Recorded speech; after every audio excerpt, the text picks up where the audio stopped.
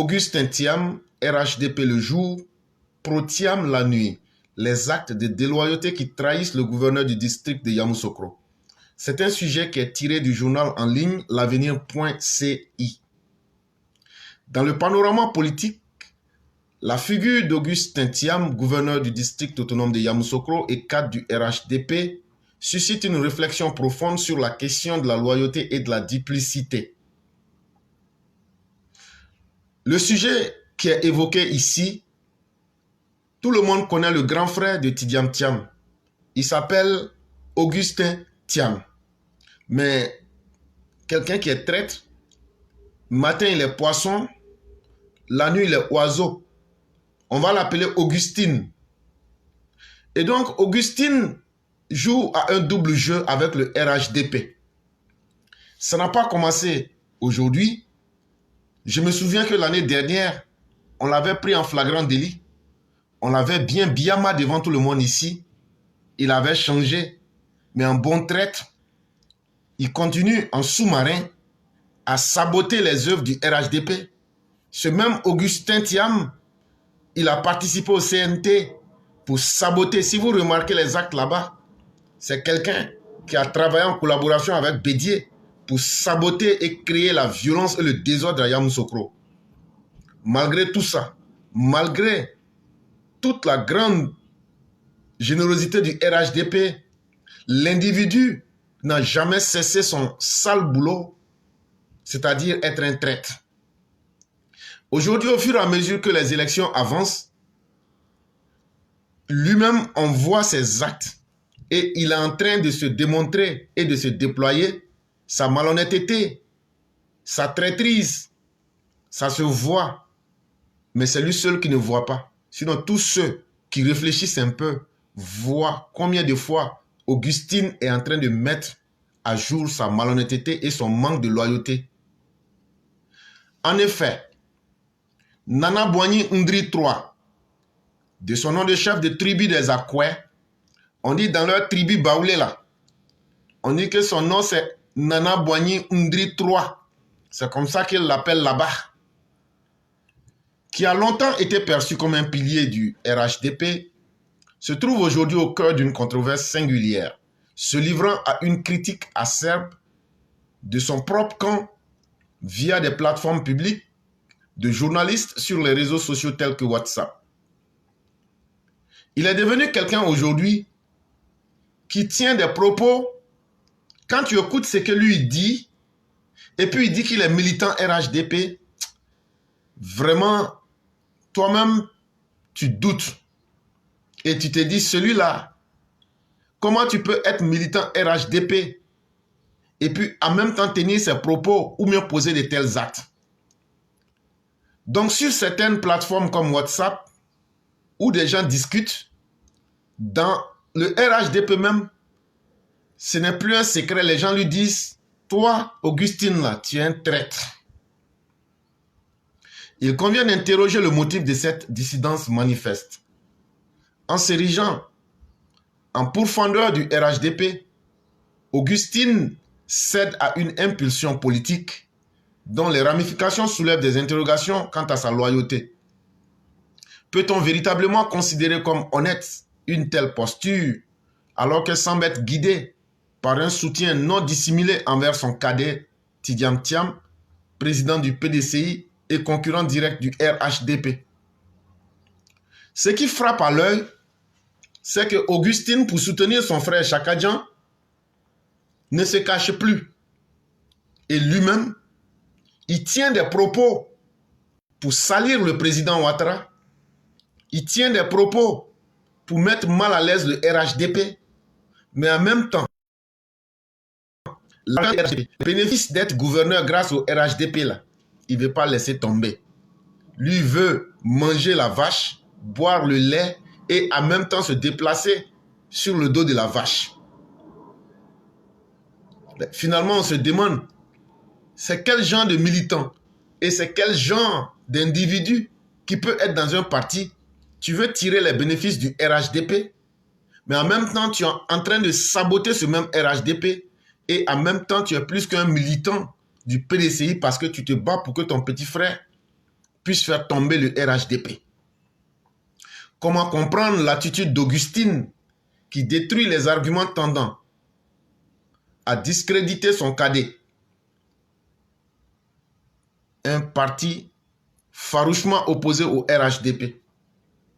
Donc, ce qu'on a constaté avec lui, c'est que lorsqu'il y a des débats entre RHDP et PDCI, qu'il est là-bas, c'est son petit frère qu'il défend. Il casse les arguments du RHDP pour aider son petit frère Chakadian. Quand il est reproché à Tidiane Thiam sa longue absence de la Côte d'Ivoire qui justifie sa méconnaissance des réalités politiques et sociales, c'est son aîné Augustine Thiam qui vole au secours en s'appuyant sur un exemple qui est du reste faux. Et on va vous donner quelques exemples. Par exemple, quand les gens du RHDP sortent pour dire « Chakadian, tu as passé 23 ans en dehors du pays. Tu ne connais pas les réalités de la Côte d'Ivoire. Tu ne connais pas parce que tu n'as jamais payé d'impôts. Donc laisse les Ivoiriens parler de leurs problèmes. » Qu'est-ce que Augustine fait? Augustine sort derrière les gens et vient soutenir que quand, virgule, en 1990, son Excellence Alassane Ouattara est nommé Premier ministre par Félix Houphouët-Boigny et qu'il présente un programme pour sauver l'économie ivoirienne, programme dont tout le monde chante les mérites jusqu'à aujourd'hui, depuis combien d'années n'a-t-il pas vécu en Côte d'Ivoire? C'est Augustine qui sort pour dire sur les plateformes de discussion RHDP, mais vous êtes en train de dire que Tidiane Thiam là, ça fait 1000 ans qu'il n'est pas venu en Côte d'Ivoire, mais et le président Ouattara même, si ce n'est pas en 1990 là, est-ce que Ouattara même était en Côte d'Ivoire?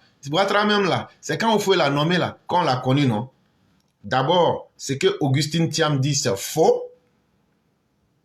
Maintenant, il est en train de soutenir son frère et il fait un mauvais rapprochement.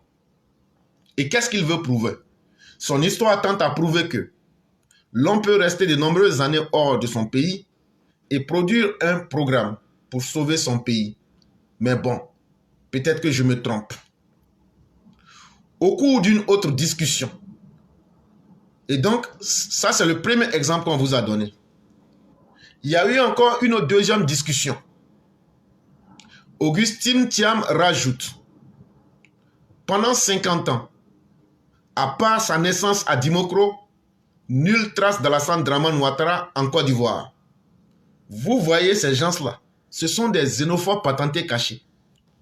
Il dit aux gens, le gouverneur de Yamoussoukro, là, il se promène pour dire aux gens que Alassane Ouattara, là, que à part le jour de sa naissance, là, qu'il n'y a personne qui connaît Alassane Ouattara en Côte d'Ivoire.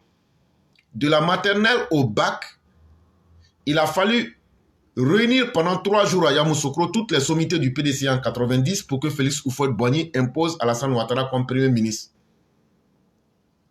Il dit, même en 1990, quand Félix Houphouët-Boigny voulait nommer Alassane Ouattara comme Premier ministre, là, que eux, ils ont réuni les gens pendant 3 jours à Yamoussoukro pour forcer les gens à accepter.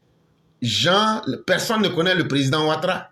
Comment on va accepter quelqu'un qu'on ne connaît pas? Il dit de la maternelle jusqu'au bac là. Il dit il n'y a personne qui connaît Alassane Ouattara. Quel mensonge. L'école primaire d'Alassane Ouattara là, on peut te montrer l'image. Il dit depuis, pendant 50 ans, il dit personne ne connaît quoi que ce soit. C'est lui qui dit ça. Lui qui est gouverneur de Yamoussoukro là, c'est lui qui dit ça dans le dos de Ouattara. Augustine Thiam est non seulement dans le faux concernant l'histoire du président Ouattara, mais il tente maladroitement de falsifier les faits au profit de son cadet.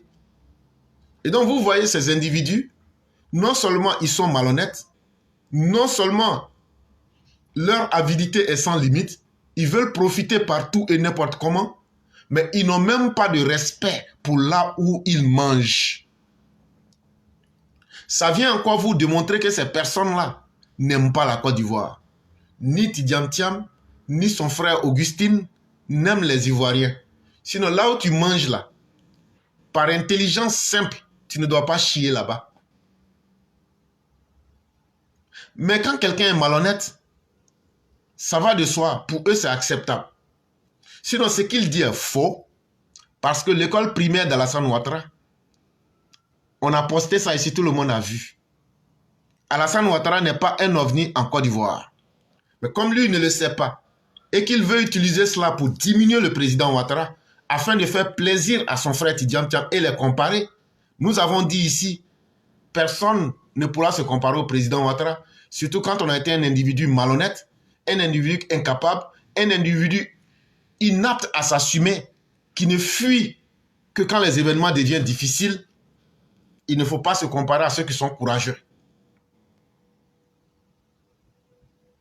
Et donc, en tentant maladroitement de vouloir falsifier l'histoire à l'avantage de son petit frère, il faut qu'on rappelle à Augustin Thiam et à tous ces traîtres qui se cachent dans le RHDP que Félix Houphouët-Boigny et puis Alassane Ouattara, là, c'est pas en 90 qu'ils se sont connus.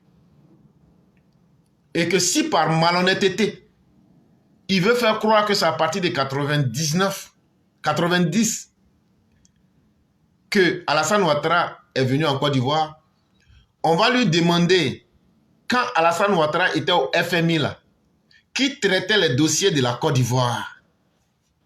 Ça, c'est la première question que moi, je lui pose. Comme il veut être malhonnête, on va enlever carapace de tortue là dans son cerveau. Qui traitait les dossiers de la Côte d'Ivoire lorsque le président Ouattara était au FMI? Qui facilitait les dossiers de la Côte d'Ivoire? Ça, c'est la première question.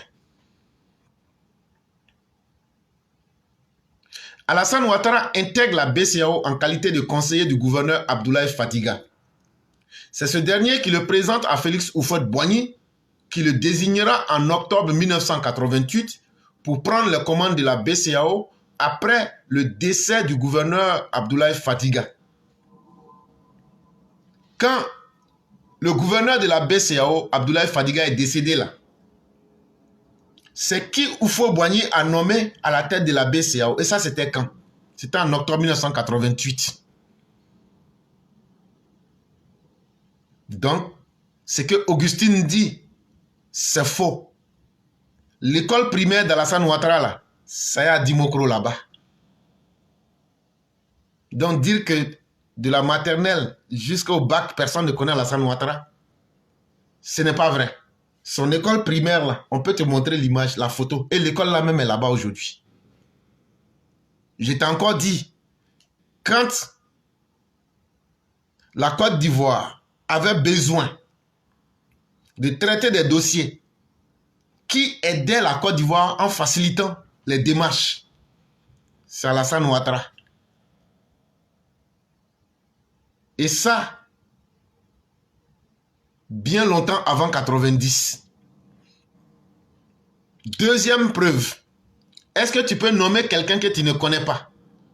Comment se fait-il que Félix Houphouët-Boigny va nommer en octobre 1988 Alassane Ouattara gouverneur de la BCEAO alors qu'il ne le connaît pas? Des témoins peuvent attester de la régularité de la présence du président Ouattara en Côte d'Ivoire. D'ailleurs, le président du conseil d'administration de la Société ivoirienne des banques, la CIB, Georges Ndia Kofi, et Alassane Ouattara se sont connus en 1973. Il faut aller demander au président du conseil d'administration de la CIB, la Société ivoirienne des banques. Il s'appelle Georges Ndia Kofi. Est-ce que Alassane Ouattara, là, il le connaît ou pas? Il va te dire, depuis 1973, lui et puis Alassane Ouattara se connaissent. Depuis lors, ils ne se sont plus quittés. En 1989, Félix Houphouët-Boigny, désemparé face à la faillite économique de son pays, va missionner le ministre d'État Lamine Diabaté auprès d'Alassane Ouattara à Dakar pour le convaincre de venir au chevet d'une Côte d'Ivoire malade économiquement. C'est qu'Alassane Ouattara acceptera volontiers et l'histoire retiendra qu'il réussira brillamment la délicate mission de sauvetage. En 1989, au moment où l'économie de ton pays va mal, au moment où ton fameux neveu Chakadjan est là, il n'est plus un gamin, il a plus de 27 ans.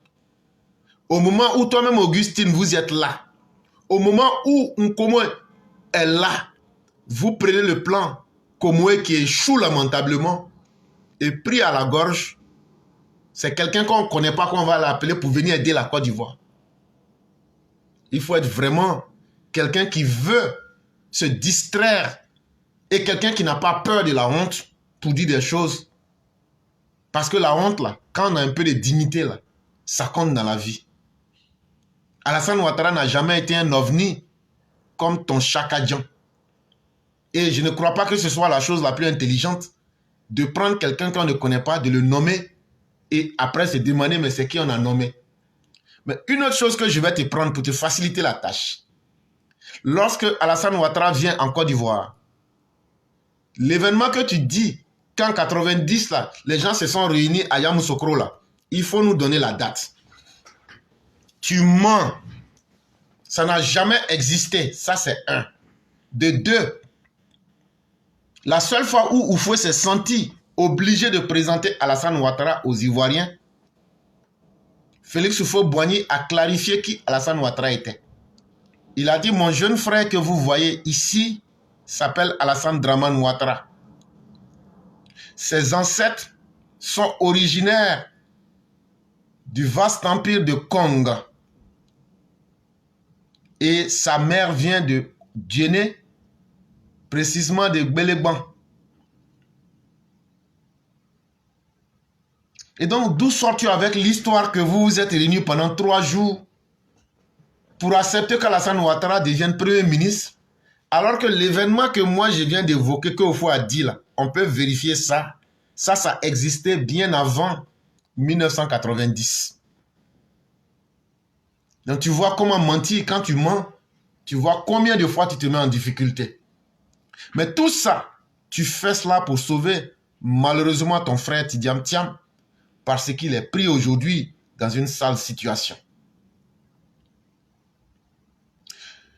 Et ce que tu fais, c'est de la fourberie et c'est de la déloyauté.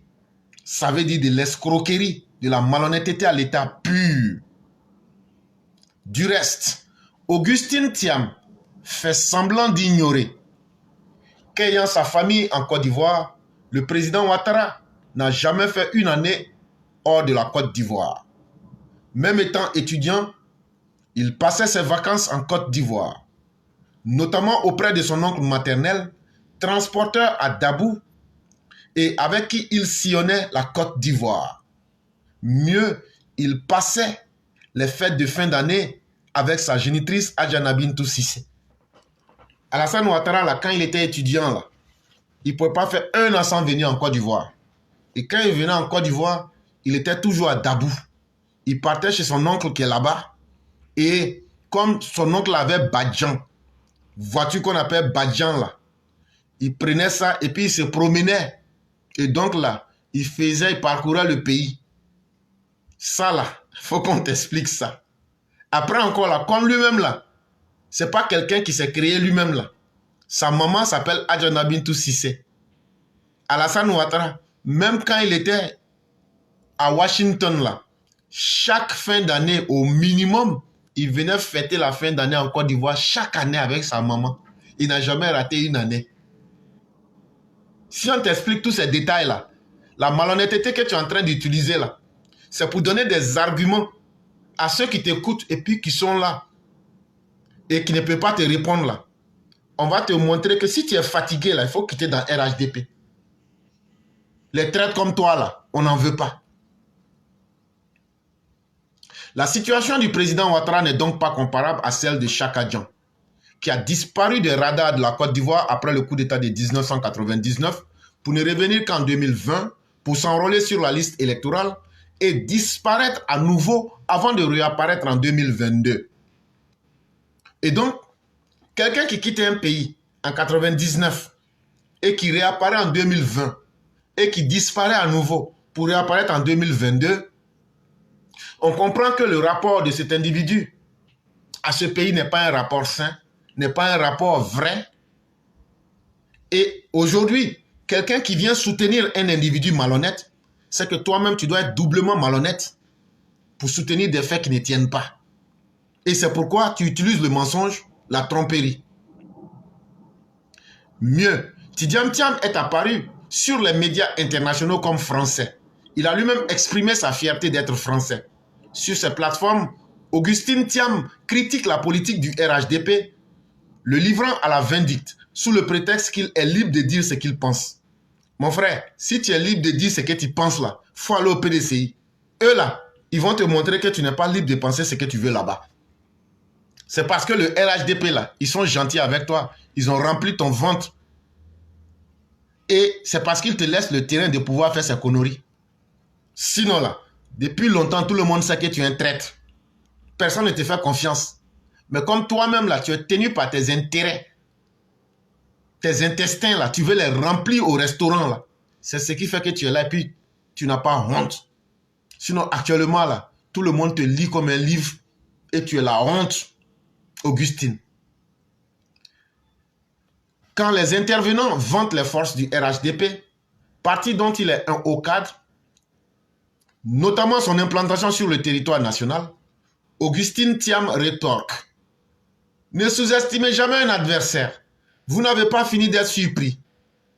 Quand les gens disent, regardez, le RHDP est un parti le mieux implanté sur tout le territoire.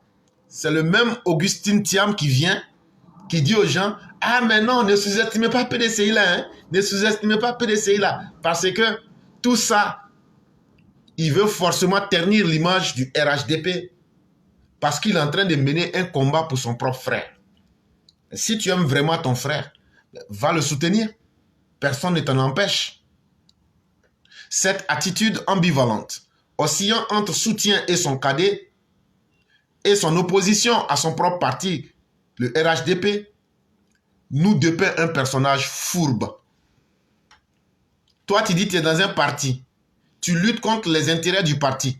Mais en même temps, les intérêts que toi, tu gagnes dans le parti, tu n'es pas prêt à abandonner. Mais en même temps, tu es en train de lutter contre ce parti. Tu deviens un individu fourbe, un individu complètement mélangé. Et ton attitude révèle non seulement d'un manque de loyauté, mais aussi une stratégie subtile qui s'apparente à une manœuvre calculée visant à réorienter les forces en présence à l'aube d'échéances électorales cruciales. Augustine, ce que les gens n'ont pas envie de te dire là, moi je vais te dire ça fa. Aujourd'hui là, tout le monde sait que tu es un traître. Aujourd'hui là, non seulement tu es un traître, mais tu es un indigne patenté, ajouté à la marque de traître qui est collée sur ton esprit. Mais le plus dramatique dans ton histoire, c'est que tu es un malfaisant. Pourquoi? Parce que ton rôle et ton programme et ton plan dans le RHDP, c'est que quand on va arriver vers les juin, juillet, là, tu vas déclarer que tu n'es plus avec le RHDP comme pour créer un tremblement de terre, pour dire qu'il y a beaucoup de cadres du RHDP qui ont commencé à quitter le RHDP pour aller au PDCI. Et donc ta mission actuellement là, si les gens ne veulent pas te dire là, moi je vais te dire ça simple pour que tout le monde comprenne. Tu es en train d'approcher les militants et cadres du RHDP et tu es en train d'essayer de les faire venir à la cause de ton petit frère. C'est ce qui fait que tu fais semblant d'être RHDP jusqu'à aujourd'hui, parce que tu utilises le RHDP comme un point de rapprochement pour essayer de manipuler et d'attirer des cadres fourbes comme toi pour qu'au dernier moment, vous puissiez en bonnie, en groupe, dire bon, on n'est plus RHDP. Voilà. Si on dit ça devant tout le monde, si on casse le papeau, là tout le monde sait où tu veux aller. Donc tu es dans une attitude qui est calculée. Tu veux réorienter les forces pour qu'au dernier moment, on dise, ah, vous voyez, Tidjam Thiam même là, même au sein du RHDP, le navire est en train de couler. Et donc, tu es dans une stratégie de manipulation, mais en même temps, ton vrai rôle, c'est tenter de rallier des adeptes à la cause de ton cadet, tout en sapant les fondations du parti dont tu prétends encore servir. Et Tidjam Thiam, ce que je dis là, nous avons des informations dignes de foi que toi, Augustin Thiam, dans la journée, tu cries que tu es RHDP, mais la nuit là, tu prends ta petite mallette, tu contactes des cadres qui se disent aussi RHDP et tu essaies de discuter comment ils peuvent se rallier à la cause de Tidiane Thiam. On a des preuves contre toi. On préfère te dire ça pour que tu entendes très bien que non seulement on sait que tu es un traître, non seulement on sait que tu as financé le CNT, non seulement on sait que tu es là depuis longtemps pour saboter les programmes du RHDP à Yamoussoukro, non seulement tu finances les ennemis du RHDP à Yamoussoukro, mais on sait que depuis un certain temps, tu es en train de pousser le bouchon jusqu'à même à faire des promesses et à même donner de l'argent à certaines personnes pour qu'au dernier moment, vous puissiez en tas essayer de dire que vous n'êtes plus RHDP. On le sait. Et tu entreprends d'approcher des cadres pour les rallier à la cause de ton frère Chakadian. En définitive, cette duplicité soulève des questions essentielles sur les valeurs de loyauté et d'intégrité au sein des structures politiques. Il faudra donc que le RHDP réfléchisse bien. Quand on a vu l'ancien maire de Ireviro RHDP, quand on a vu des gens sans aucune conviction politique utiliser le vote et la confiance des populations, des gens comme les Augustine Thiam, on doit très vite les disqualifier du parti parce que ce sont des véritables poisons. Eux bénéficient des avantages du parti.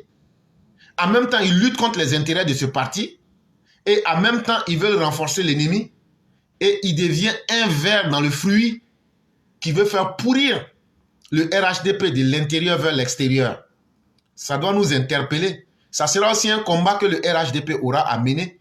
Les ennemis intérieurs qu'il faut détecter le plus tôt et essayer de freiner leurs actions. Parce que ces gens ne vont reculer devant rien. Surtout que soutenir son frère, il n'a rien à perdre. Il a presque pour lui tout à gagner là-dedans. Et donc, les événements, comme ce qu'on vient de voir à travers Augustine Thiam, doivent nous amener à la réflexion, mais doivent nous conduire obligatoirement à prendre avec courage notre destin en main. Et on doit pouvoir freiner ces personnes et leur dire la vérité en face et leur dire de choisir proprement leur camp et que ce n'est pas un crime d'aller militer dans un autre parti politique.